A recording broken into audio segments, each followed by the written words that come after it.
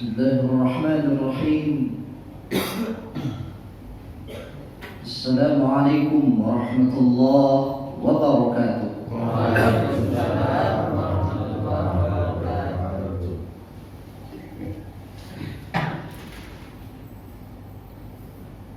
فقال الله تعالى في القرآن الكريم: أعوذ بالله من الشيطان الرجيم.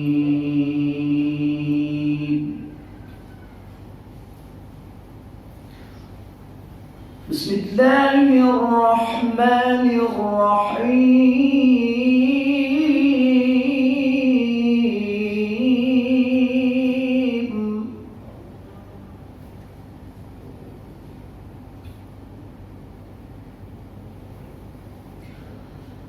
وسارعوا إلى مغفرة من ربكم وجنة عرضها السماوات والأرض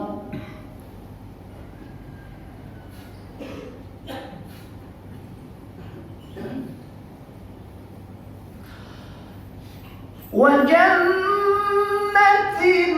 عرضها السماوات والأرض أعدت للمتقين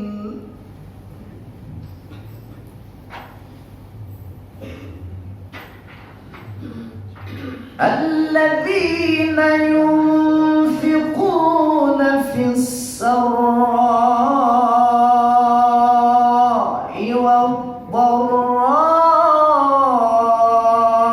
والكاظمين الغيظ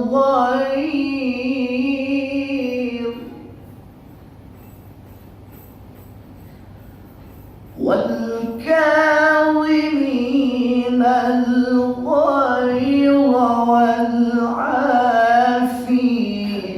عن الناس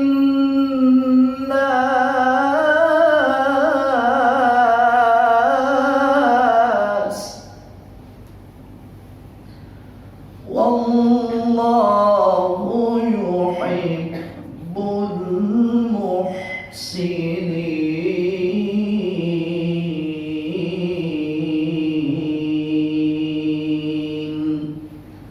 صدق الله العظيم.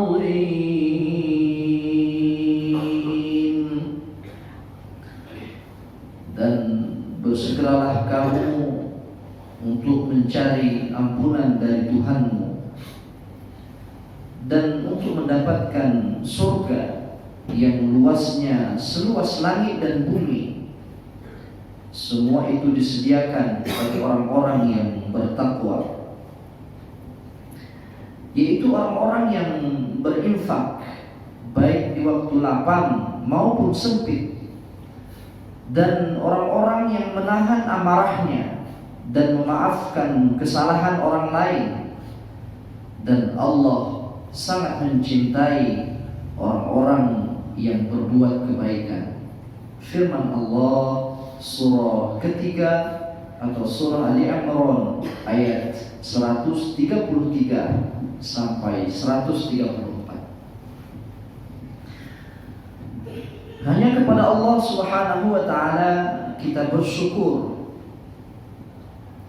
Apa yang perlu kita syukuri ayat bundaku yang dirahmati Allah Subhanahu wa taala, tentu atas segala nikmat. Nikmat yang pernah kita terima, nikmat yang sedang kita terima sekarang ini, dan atas segala nikmat yang akan diberikan oleh Allah Subhanahu wa taala kepada kita nantinya. Orang-orang yang beriman menyadari bahwa sesungguhnya nikmat itu datangnya dari Allah Subhanahu wa taala, dan meyakini bahwa nikmat itu akan kita beri pertanggungjawaban kepada Allah nantinya di yaumil akhir nanti. Maka orang-orang yang beriman dalam kehidupan ini tidak lalai. Dia akan terus berusaha untuk mencari perhatian kepada Allah Subhanahu wa taala. Semoga Allah dapat memberikan ridhonya kepada kita di dunia, apalagi di yaumil akhir nanti. Hanya kepada Rasulullah sallallahu alaihi wasallam kita berselawat dan salam. Kenapa kita diperintahkan untuk berselawat dan salam? Karena seperti yang kita pahami bersama, hanya dua perkara yang dapat menyelamatkan kita dari azab Allah. Hanya dua perkara. Yang pertama, amal saleh, amal ibadah yang pernah kita lakukan semasa hidup di dunia ini. Inilah contohnya nih, ayah bunda tadinya tidur lelap, mimpi indah, tapi siap menjalankan sholat subuh secara berjamaah di masjid yang mulia ini. Inilah mungkin yang dapat menolong kita nantinya dari azab Allah Subhanahu wa taala, insyaallah. Walaupun segala amal ibadah sebanyak apapun yang kita lakukan dalam kehidupan dunia ini tidaklah sebanding dengan nikmat yang Allah berikan kepada kita. Bagaimana kita mau membalas nikmat Allah dengan sholat subuh hanya 2 rakaat yang kita laksanakan? Bagaimana kita mau membalas begitu banyaknya nikmat Allah ini dengan puasa Ramadan yang hanya 1 bulan kita lakukan? Bagaimana kita mau membalas segala nikmat yang Allah berikan ini dengan zakat 2,5%, dengan berangkat haji ke Baitullah diwajibkan sekali seumur hidup, yang padahal terus nikmat ini Allah berikan kepada kita. Pun demikian, walaupun tidak terbalas segala nikmat yang Allah berikan dengan segala amal saleh yang kita lakukan dalam kehidupan ini, insya Allah dengan maha pemurahnya akan insya Allah menjadikan amal saleh yang kita lakukan ini menjadi redha di hadapan Allah Subhanahu wa taala, sehingga insya Allah kita akan memasuki surganya Allah, insya Allah. Itu yang pertama. Yang kedua, kenapa kita diperintahkan untuk berselawat dan salam atas Rasulullah sallallahu alaihi wasallam? Karena insya Allah hanya Rasul yang dapat memberikan syafaat kepada kita di yaumil akhir nanti, insya Allah. Kepada siapa Rasul memberikan syafaatnya? Tentu kepada kita yang menjalankan sunnah Rasulullah sallallahu alaihi wasallam dalam kehidupan kita. Ayah bundaku yang dirahmati Allah Subhanahu wa taala, mari kita tingkatkan keimanan dan ketakwaan kita kepada Allah Subhanahu wa taala. Keimanan dan ketakwaan yang sebenar-benarnya. Kita siap menjalankan semua perintah Allah Subhanahu wa taala dan menjauhi larangan-larangan Allah, insyaallah. Ayah bundaku yang dirahmati Allah Subhanahu wa taala, sebelum saya pada pagi yang berbahagia ini membacakan sebuah hadis, ya tadi saya mohon maaf menggantikan ya Ustadz Dr. Abdul Rahman MPD yang seharusnya mengisi pada pagi yang berbahagia ini di masjid kita yang mulia ini. Ayah bundaku yang dirahmati Allah Subhanahu wa taala, izinkan saya pada pagi yang berbahagia ini membacakan sebuah hadis. Ya, biarlah tema tentang bab Al-Fatihah dibahas oleh Ustadz Dr. Abdul Rahman MPD, maka izinkan saya pada pagi yang berbahagia ini membacakan sebuah hadis. Hadis ini cukup menarik untuk bisa kita amalkan dalam kehidupan kita, dan jarang hadis ini terdengar di kita karena hadis ini agak sulit ya mencari dalam kitab-kitab hadis. Hadis ini berstatus sahih, diriwayatkan oleh Ibnu Majah. Rasulullah sallallahu alaihi wasallam bersabda, "Sab'un yajri lil 'abdi ajruhun min ba'di mautih wa huwa fi qabri." Kata Rasulullah sallallahu alaihi wasallam, ada 7 amalan yang insya Allah terus mengalir fadilah pahalanya kepada seorang yang mengamalkannya, walaupun seorang itu telah meninggal dunia, wa huwa fi qabri, walaupun seorang itu telah masuk ke dalam kuburnya, kata Rasulullah sallallahu alaihi wasallam. Ya memang kalau kita ke masjid ya ayah bundaku ya, kita memang terus diingatkan dengan kematian, ya kan? Memang begitulah. Kalau kita mau mencari informasi yang bukan kematian, ya kita tidak usah datang ke masjid, ya kan? Datang aja ke Manhattan sana. Ya kita tidak akan mendengarkan nasihat-nasihat dari petugasnya untuk mengingatkan kepada kematian. Mana pula lah kita datang ke Manhattan, pas masuk ke mallnya kata petugasnya, "Selamat datang, ingat Bu ya, jangan banyak belanja, kita nanti sebentar lagi mau mati," gitu kan? Nggak ada yang mau datang, ya kan? Tapi kalau di masjid semua ustadznya rata-rata mengingatkan jamaahnya kepada kematian. Kenapa demikian? Karena mati tidak memandang usia. Bukan berarti awak itu kan udah tua itu. Awak ini masih muda ini, awak ini masih bisa lah. Awak ini masih bisa lah bertahan ini kan gitu. Belum tentu. Ya. Kematian itu tidak memandang kepada pangkat kedudukan. Ya, mentang-mentang saya camat, wali kota, presiden dan lain sebagainya, maka lebih lama matinya. Belum tentu. Ya. Bisa saja seorang pejabat lebih duluan meninggal dunia. Wah, kematian itu ukurannya adalah kesehatan. Tidak. Ya. Waktu udah sakit-sakitan itu. Awak kan masih sehat, ya kan? Awak ini masih lama nih, belum tentu. Ya. Kematian itu adalah sebuah kepastian. Ia akan datang, ia akan pasti mendatangi diri kita masing-masing. Mohon maaf, ini kita secara Masehi adalah berada di tahun 2020.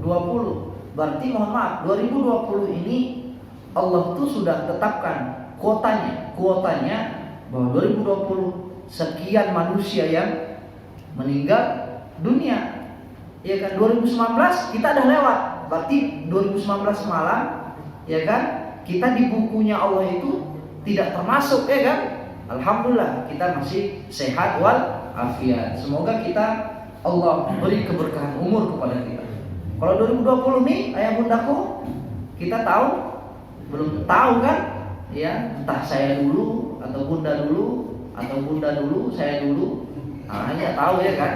Kalau ustadz yang lain katanya entah bunda dulu, saya dulu terakhir katanya, kan? Ya, kematian itu adalah sebuah kepastian yang akan singgah kepada diri kita.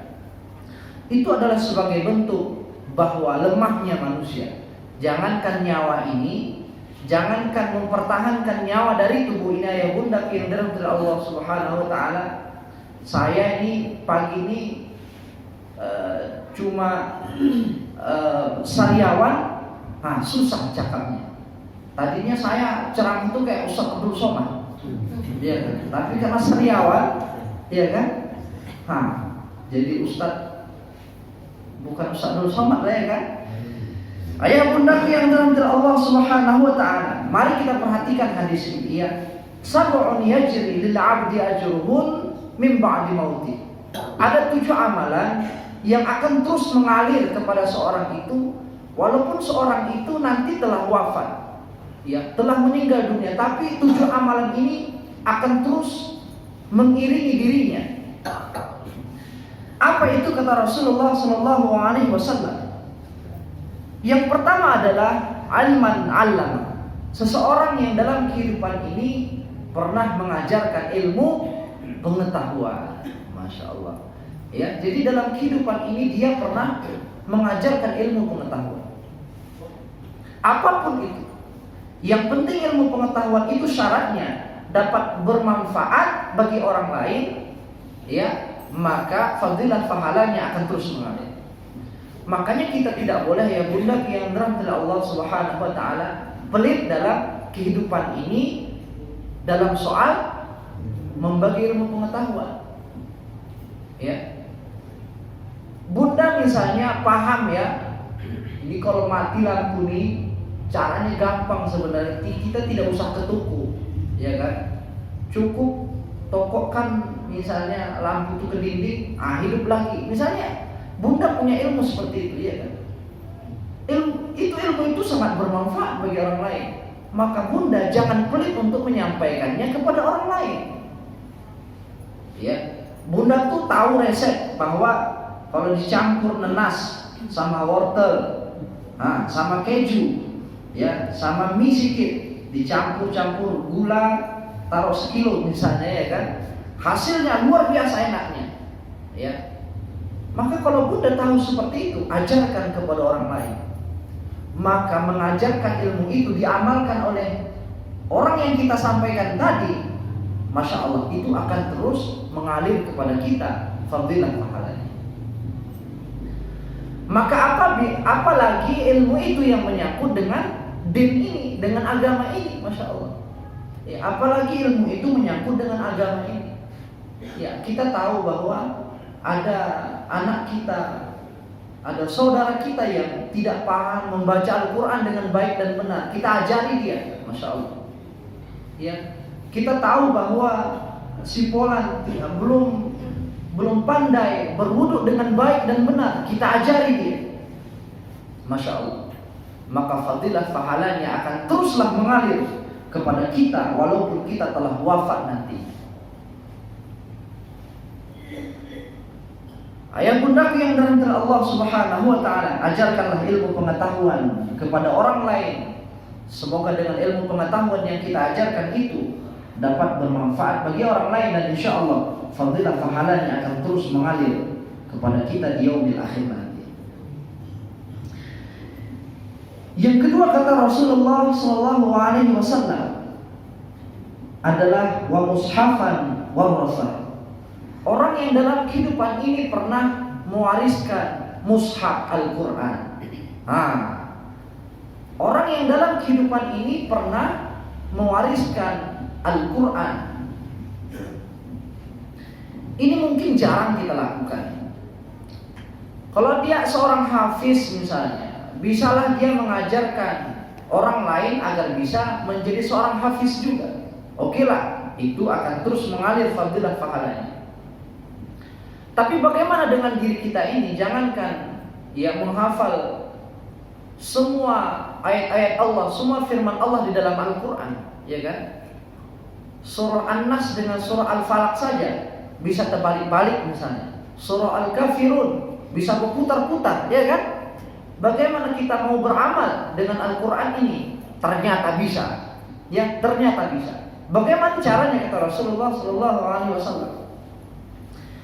Ayah bunda kalau pergi ke sebuah tempat, berpikirlah, ya, jangan hanya membawa oleh-oleh, ya kan? Misalnya bunda ini tahun baru jalan-jalan, ya, ke sebuah tempat, ya.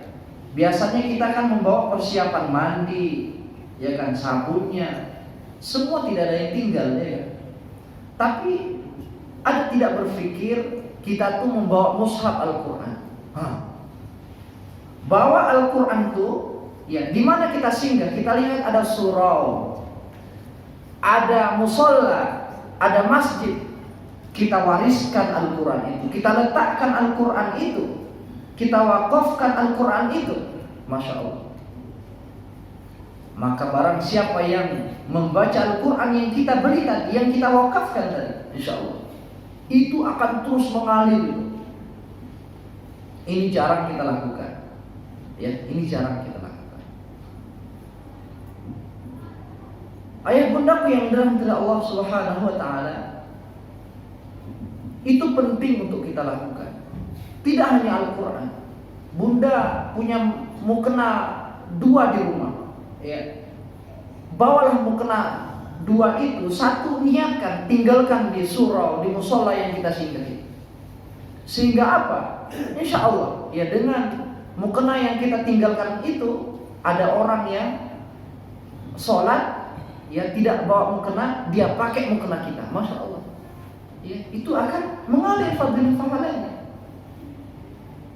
Kita punya sajadah di rumah 2, ya bawa ke masjid ini 1. Ya, wakafkan di masjid itu. Maka sajadah yang kita letakkan tadi insya Allah akan bermanfaat, dan insya Allah fadilah pahalanya akan terus mengalir kepada kita. Yang ketiga adalah masjidan banah, kata Rasulullah SAW.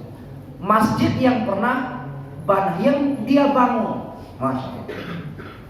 Ini masjid yang sangat mulia ini tentu tidak dikerjakan oleh 1 orang.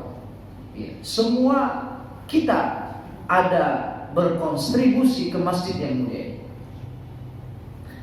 Ayah bundaku yang dirahmati Allah Subhanahu wa taala, kita melihat di dalam masjid yang mulia ini ada kipas angin, ya, ada lampu, ada AC, masya Allah, ada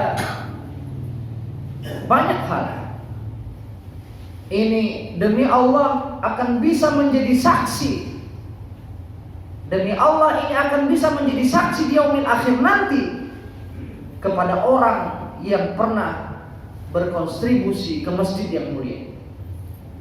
Ia akan berkata kepada Allah Subhanahu wa taala, ia akan menjadi saksi kepada Allah Subhanahu wa taala, ya Allah, jangan engkau azab, jangan engkau hukum si fulan. Jangan ya Allah, karena aku menjadi saksi bahwa dia pernah membeli 1 butir, jangan 1 butir batu, ia sumbangkan untuk masjid yang mulia di dunia ketika di dunia. Asbab 1 batu yang 1 kerikil batu yang ia beli, orang bisa sholat, orang bisa menyembahmu ya Allah. Insya Allah kita akan terlepas dari azab Allah.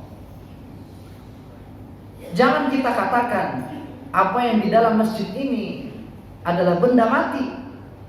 Ya kan, ini kan AC nih, bentar lagi ku matikan pakai remote nih, matilah dia. Ya kan?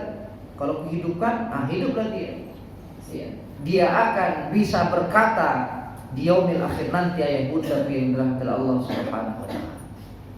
Maka oleh karenanya berpikir maksimallah, bekerja maksimallah, sisakan waktu kita untuk demi kemakmuran masjid di sekeliling kita. Ayah bunda yang dirahmati Allah, itu yang nomor berapa bunda?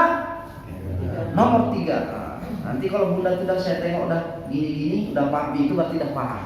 Ya kalau udah paham, wabillahi taufiq wal hidayah, gitu ya. Kita lanjut bunda. Lanjut. Bunda ini kenal nggak sama saya? Enggak. Itulah. Memang salah saya memang. Saya orang kampung sini. Kampung saya di sini bunda. Tahu mah? Di mana rumah saya bunda?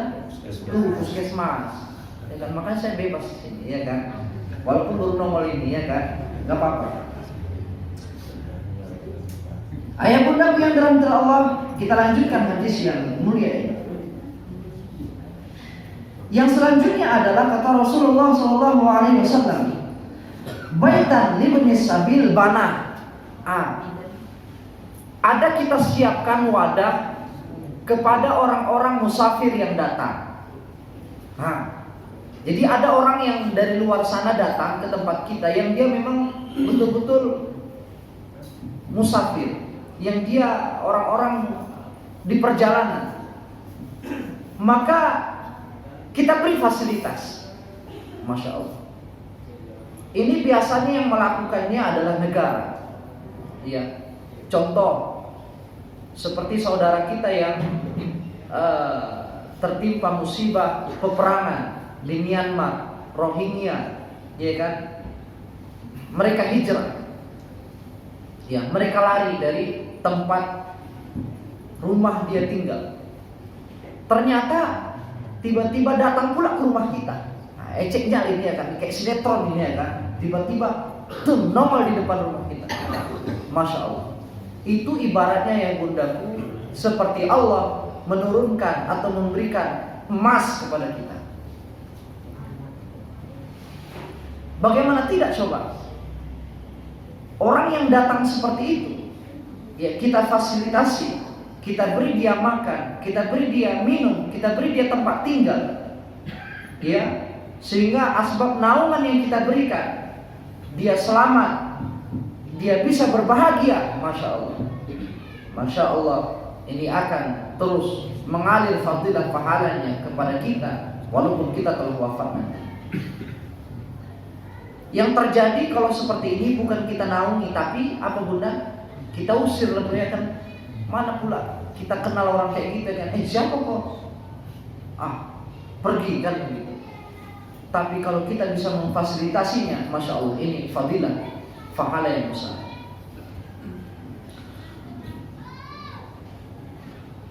Terkadang masjid juga memang tempatnya orang istirahat.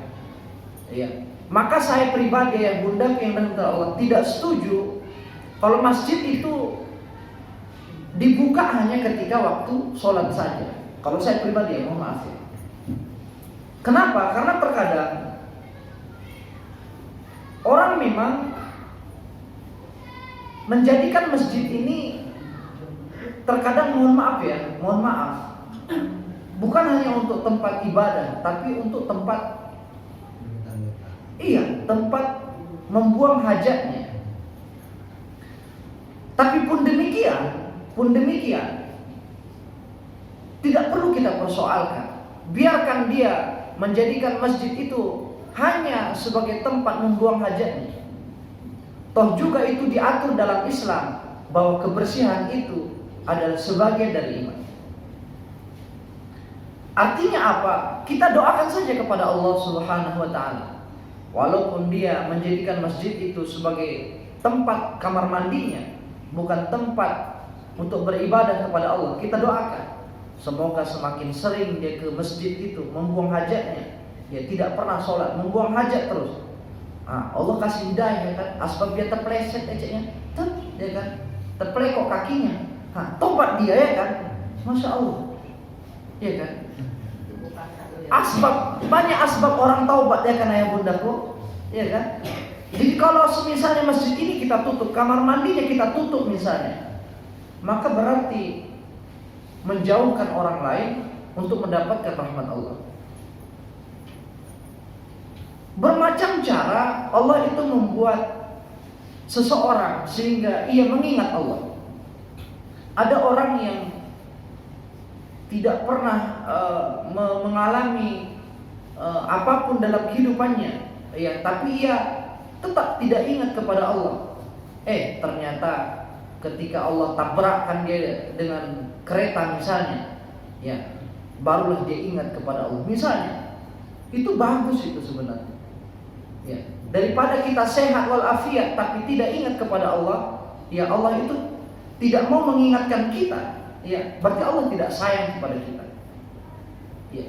Kalau Allah misalnya mengingatkan kita dengan persoalan, ya, dengan apapun, sehingga dengan asbab persoalan yang diberikan oleh Allah tadi, ujian yang Allah berikan tadi, kita ingat kepada Allah, itu berarti Allah itu sayang kepada kita. Ya. Jadi kembali kepada Ibnu Sadir tadi, bahwa ketika ada orang misalnya istirahat di masjid, ada orang tidur di masjid, saya berkeyakinan berikan kebebasan kepada mereka, pun dalam tanda petik, bukan berarti dia bebas-bebasnya, ya. Artinya apa? Semoga Allah memberikan hidayah kepada orang-orang yang singgah di rumahnya Allah, sehingga Allah memberikan hidayah, dia ingat kepada Allah Subhanahu wa ta'ala. berikanlah fasilitas kepada musafir yang datang kepada kita. Yang selanjutnya adalah kata Rasulullah SAW, amalan yang akan terus mengalir kepada seorang walaupun dia telah wafat nantinya adalah nahron ajrah, mengalirkan air yang tersumbat. Nah, ini juga amal soleh yang jarang kita lakukan. Kalau kita melihat paret bunda, di paret itu airnya tersumbat, asbab sampah misalnya, atau asbab apalah. Oleh kita dengan ikhlas hati mau mengambil sampah tadi, mau mengambil kayu yang menahan air tadi, sehingga asbab kayu sampah yang kita ambil dari paret tadi, maka air tadi mengalir. Masya Allah, itu fadilah pahalanya akan terus mengalir kepada kita walaupun kita telah wafat nanti. Tapi ini juga jarang dilakukan oleh kita. Yang banyak kita lakukan adalah apa coba? Bukan mengambil sampahnya, membuangnya. Ini saya heran kita di Medan di Bundaku ya, mohon maaf ya. Kalau kita pergi beli sarapan pagi itu atau jalan-jalan pagi itu ya, kita tuh tergiur dengan sebuah bungkusan, ya kan, rapi sekali bungkusannya. Kita berpikir bahwa dalam bungkusan ini ada ini HP, ada emas di kayaknya, terjatuh ini kayaknya, ya kan. Pas diambil Pampers, dia sangat rapi tuh membungkus sampah itu, dan dia dengan ikhlas hati membuangnya di pinggir pasar, ya, dibuangnya aja tuh, gitu. Tapi rapi bungkusannya memang. Ini adalah dosa besarnya ya bunda. Kalau ayah bunda pernah melakukan ini, bertobatlah kepada Allah. Ya, tapi saya yakin ya kita di masjid ini insya Allah tidak pernah melakukannya. Kata Rasulullah SAW, kalau sampah yang tersumbat tadi kita ambil, iya, sehingga air itu mengalir, masya Allah, itu akan terus mengalir fadilah pahalanya. Tapi kita tidak mau melakukannya. Kenapa? Ya bau ya kan, jorok. Siapa yang mau coba? Saya jarang tuh kalau melihat di pinggir jalan tuh ya kan, kalau udah tersumbat ya dibiarin aja. Termasuk orang yang di depan rumahnya itu. Walaupun di depan rumah kita tersumbat, apa yang kita lakukan coba? Melihat saja, bahkan memaki, bahkan menzolimi, memfitnah. Itulah kepli kita nih katanya kan, nggak beres, nengok nih sampah. Itulah wali kota ini, itulah kalau yang milih wali kota tuh. Dulu kan nggak itu kupilih, nengok nih sampahnya. Itulah camat kita tuh nggak peduli sama lingkungan kita. Itulah Jokowi, ke Jokowi pilihnya, ke presiden, kemana lagi pilihnya coba? Sampah yang di depan rumahnya tadi, semua difitnahnya. Ya, yang padahal sesungguhnya, ya, ambil sampah itu, padahal itu adalah pahala yang besar. Ya, jadi ayah bunda kalau melihat sampah di depan rumah kita, ambil tuh sampah. Ya, saya juga pernah pengalaman pribadi ketika mengatakan kepada ada ibu-ibu, "Bu, jangan buang sampahnya di situ, Bu." Apa yang dia bilang? "Apa pula urusanmu?" katanya. "Kau pula yang mengurus-urus aku," katanya kan. Ini yang susah ini. Ya, jadi kesadaran kita tentang sampah juga penting dalam kehidupan kita karena menyangkut dengan syariat, karena menyangkut dengan agama kita. Ya, karena itu adalah perintah dari Rasulullah Sallallahu Alaihi Wasallam. Yang keenam, ayat bunda yang dalam Allah, sedekah ajrajaha min malin fi sihhati wa hayati yalhaqu min ba'di mauti. Sedekah yang dikeluarkan dari harta ketika seorang itu dalam keadaan sehat, ketika dia masih hidup. Ya, artinya bahwa sedekahlah. Ya. Jangan pelit dalam kehidupan ini, apalagi menyangkut dengan agama Allah. Kalau datang proposal kira-kira lah misalnya ya, datang proposal ke rumah kita tentang pembangunan masjid, ya, maka kira-kira bunda merengut atau bahagia? Karena cuma dua itu. Ya kan, kalau udah datang proposal dari remaja masjid untuk pembangunan masjid atau dari badan kenaziran masjid, itu dua cuma, ya, model wajah manusia. Ada yang cerah, senyum, ya kan? Saya nggak bisa senyum karena seriawan ya bunda ya, mohon maaf ya. Ya. Ada juga yang merengut. Kita yang mana? Kalau kita yang merengut, berarti kita tidak bersyukur atas segala nikmat Allah. Kalau kita ceria, kita bahagia, ternyata Allah masih mengizinkan saya untuk bersedekah, masya Allah. Kesadaran itu jika dimiliki oleh diri kita, insya Allah. Kenapa ya bundaku? Karena kita nih tidak tahu dari amal soleh mana kita memasuki surganya Allah. Nggak tahu nih. Ya, aku pokoknya tahajud nggak pernah tinggal Ustaz. Puasa Senin Kamis lancar. Ya kan? Saya zakat tuh kecil tuh, itu kan setahun sekali. Saya ini sedekah terus tiap hari. Saya naik haji ini 7 kali.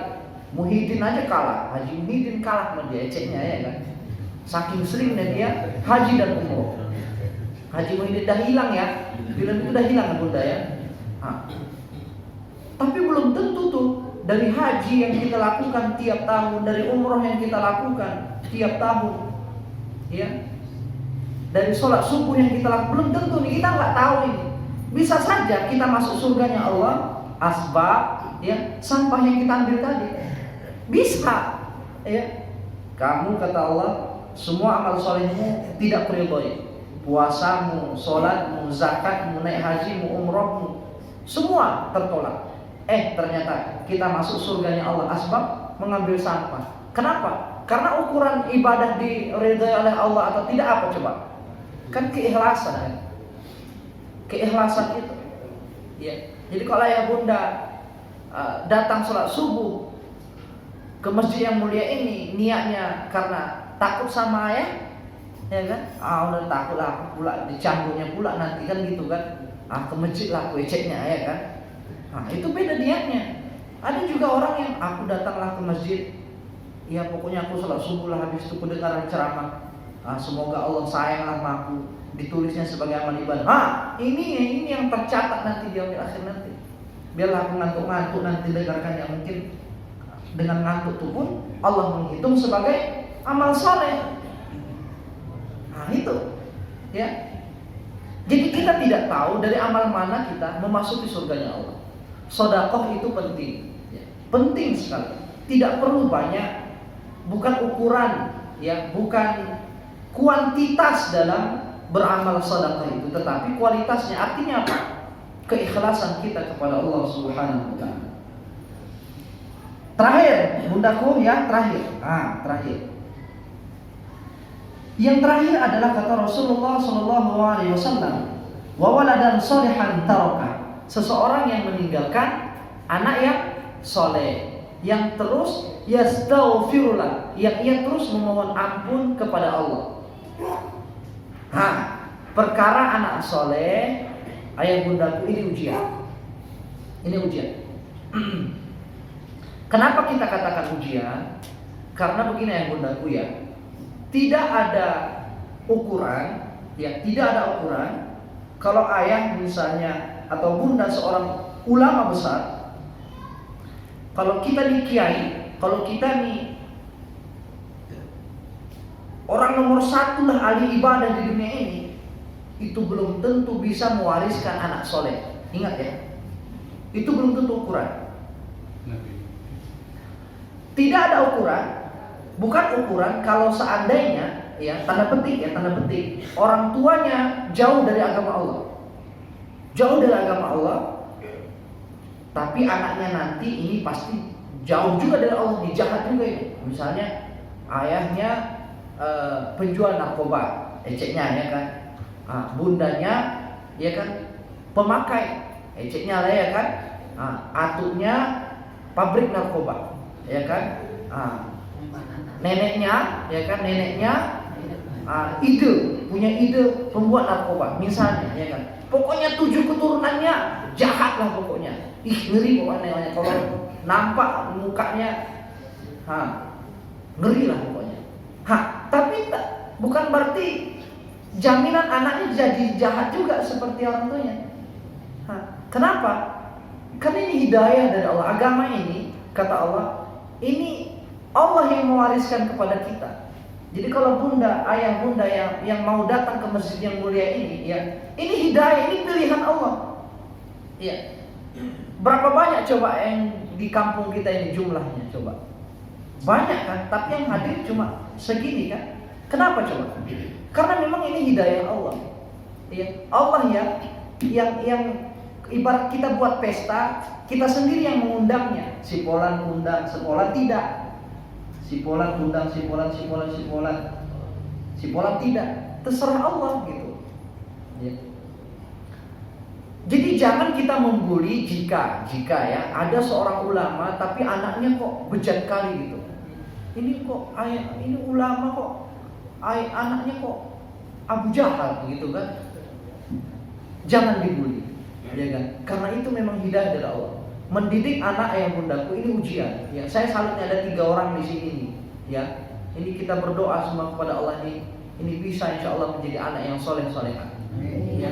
Kalau ini sudah menjadi anak soleh soleha, berarti yang ketiga inilah yang akan memasukkan ayah bunda ke dalam surganya Allah. Nah, itu dia ukurannya anak soleh itu luar biasa. Anak soleh itu luar biasa. Ukurannya apa? Ayah bundanya masuk surga. Titik. Ya. Jadi bunda tuh nggak usah berpikir anakku ini pokoknya nanti harus pengganti B.J. Habibie, harus pengganti jenderal, pengganti presiden. Tak usah berpikir seperti itu. Iya, berikan pendidikan yang baik. Ya kita berdoa semoga dia menjadi anak yang berguna bagi bangsa ini, ya kan? Tak bisa dia pula jadi menteri ya kan? Ya syukur, ya kan? Banyak menteri yang perempuan kan? Bisa, insya Allah. Tapi yang paling terpenting anak ini menjadi anak yang soleh-soleh. Mohon maaf ini terakhir ayah bundaku, mohon maaf. Kita ini, mohon maaf sebagai evaluasi, kritikan bagi kita semua. Kita ini kalau sudah dengan hajat apapun di rumah kita, apalagi menyangkut dengan kematian, itu biasanya fardu kifayahnya itu dilakukan oleh Bilal, oleh BKN, oleh orang-orang STM. Jadi bukan anak kandungnya yang melakukannya. Ini persoalan besar sebenarnya. Ini bukan persoalan kecil. Ini problem. Kita udah capek-capek mendidik anak kita. Kita sudah habis biaya untuk mengeluarkan pendidikan anak kita. Toh ternyata ketika kita meninggal dunia, yang mengurusi kita adalah orang lain. Kalau ustadz tuh bunda datang gitu, ustadz tolonglah datang urusi fardu kifayah emak saya, datang gitu, pasti datang. Kenapa? Itu sebuah kewajiban. Tapi berpikirlah dari sini ke depan, belajarlah agama ini minimal ya, tidak usah menjadi penceramah, tapi minimal ya, ketika meninggal ayah omak kita, kitalah yang mengurusinya. Ya. Kita yang mengurusinya, bukan orang lain. Itu adalah sebagai bentuk itu udah tanda pasti dah waktu. Ya. Waktu buka puasa maksudnya. Ayah bundaku yang dirahmati Allah Subhanahu wa taala. Ya, berpikirlah demi untuk menjadikan anak kita ini menjadi soleh-soleh. Banyak kita melihat ulama, ustadz, tapi anaknya jauh dari agama. Tapi banyak juga masyarakat yang biasa-biasa saja, tapi anaknya hafal Al-Quran. Masya Allah. Ini adalah asbab hidayah dari Allah Subhanahu wa taala. Ayah bunda yang dirahmati Allah Subhanahu wa taala, kalaulah bagus hadis ini, sekarang saya tanya, kira-kira hadis ini bagus tidak? Ayah bunda tolong jawab iya atau tidak. Bagus tidak hadis ini? Bagus. Bagus. Kalau begitu saya tanya yang nomor 2, siap kita mengamalkannya? Insya Allah. Ya, insya Allah. Ya, amalkanlah hadis ini, semoga insya Allah. Ya, insya Allah. Ketujuh amalan itu insya Allah yang akan dapat menolong kita dari azab Allah nantinya. Amin. Amin ya rabbal alamin. Demikianlah ayah bunda yang dapat saya sampaikan, yang tausiah pada pagi yang berbahagia ini. Semoga bisa bermanfaat kiranya bagi kita semua yang berhadir dan bagi siapapun yang mendengarkan tausiah ini. Kepada Allah saya mohon ampun, kepada ayah bunda saya mohon maaf. Wabillahi taufiq wal hidayah. Wassalamualaikum warahmatullahi wabarakatuh. Waalaikumsalam. Astaghfirullahaladzim. Astaghfirullahaladzim. Astaghfirullahaladzim. Alladzi la ilaha illa huwa. A'udzu billahi as-sami'il 'alim minasy syaithanir rajim. Min hamzihi wa nafthihi wa nafsihi. Bismillahirrahmanirrahim. Alhamdulillahi rabbil alamin. Hamdan syakiran, hamdan yuwaffi ni'amahu wa yukafi mazidah. Ya Rabbana lakal hamdu kama yanbaghi li jalali wajhika al-karim. وعظيم سلطانك. اللهم صل على سيدنا محمد وعلى آله وأصحابه أجمعين. Ya Allah, ya Tuhan kami, segala puja dan puja hanya bagimu ya Allah, atas segala nikmat yang Engkau berikan kepada kami. Ya Allah, ya Tuhan kami, sungguh banyak Engkau berikan nikmat kepada kami ya Allah. Tidak sebanding ya Allah dengan amal soleh yang kami lakukan dalam kehidupan ini ya Allah. Ya Allah ya Rahman, ampunkanlah dosa-dosa kami ya Allah. Maafkan segala kelemahan-kelemahan kami ya Allah. Sungguh banyak dosa-dosa yang kami lakukan dalam kehidupan ini ya Allah. Ya Allah, berikanlah kesempatan kepada kami untuk bertaubat kepadamu ya Allah. Berikan waktu sedikit kepada kami ya Allah, untuk dapat beramal soleh dalam kehidupan ini ya Allah. Jangan Engkau cabut nyawa kami ya Allah sebelum Engkau mengampuni dosa-dosa kami ya Allah.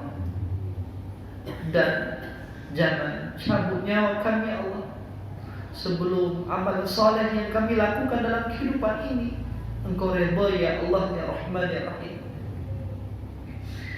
Ya Allah ya Rahman, anak keturunan kami ya Allah, cucu-cucu kami ya Allah. Ya Allah, jadikan keturunan kami keturunan yang saleh salehah, yang taat kepadamu ya Allah, yang mencintai agamamu ya Allah. Ya Allah ya Rahman, jadikan anak-anak kami anak yang saleh, salehah yang dapat mendoakan kami telah wafat nantinya ya Allah. Jadikan generasi kami generasi Islam yang cinta dengan agamanya ya Allah.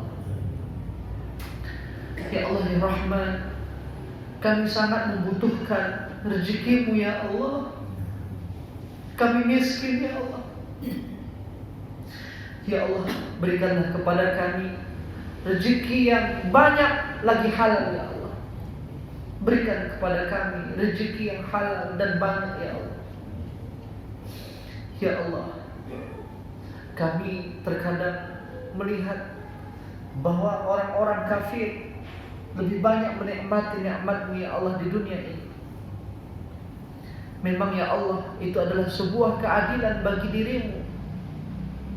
Tapi ya Allah, kami mengharapkan ya Allah, belas kasihan-Mu, berikanlah kami banyak rezeki dalam kehidupan ini ya Allah, sehingga kami dapat berinfak, kami dapat bersedekah, kami dapat menunaikan ibadah haji dan umrah, asbab rezeki yang Engkau berikan ya Allah. Ya Allah ya Rahman ya Rahim, kami lemah ya Allah. Banyak sudah penyakit-penyakit yang datang ke dalam tubuh kami ya Allah. Ya Allah, sembuhkanlah segala penyakit yang ada dalam tubuh kami ini ya Allah. Berikanlah tubuh kami ini, jasad kami ini sehat walafiat, terhindar dari mara bahaya, terhindar dari penyakit-penyakit yang tidak kami ingin ya Allah ya Arhamar Rahim. Kedua orang tua kami ya Allah, kedua orang tua kami ya Allah, yang telah bersusah payah melahirkan kami, Ya Allah ya Rahman, apalagi bunda kami ya Allah, mama kami ya Allah, 9 bulan kami di perutnya ya Allah. Ya Allah ya Rahman, berilah ridha-Mu kepada kedua orang tua kami ya Allah. Jika mereka masih hidup saat ini, ya Allah, sehatkanlah mereka ya Allah. Berikanlah kesempatan kepada kami untuk dapat berbakti kepada kedua orang tua kami ya Allah. Jadikan kami anak soleh dan solehah.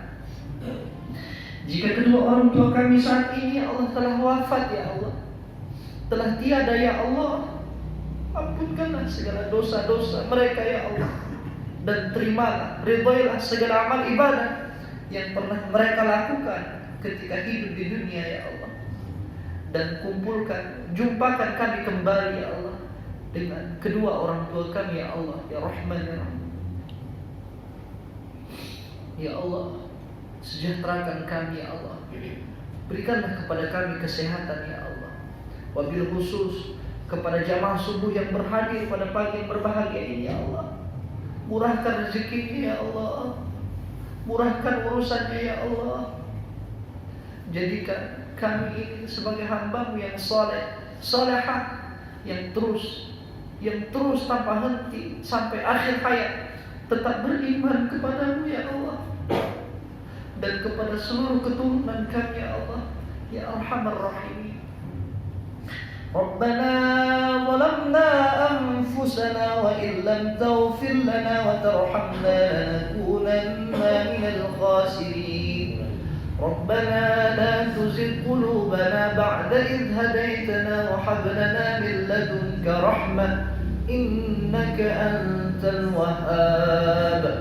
Rabbana atina fid dunya hasanah وفي الآخرة حسنة وقنا عذاب النار. سبحان ربك رب العزة عما يصفون وسلام على المرسلين والحمد لله رب العالمين.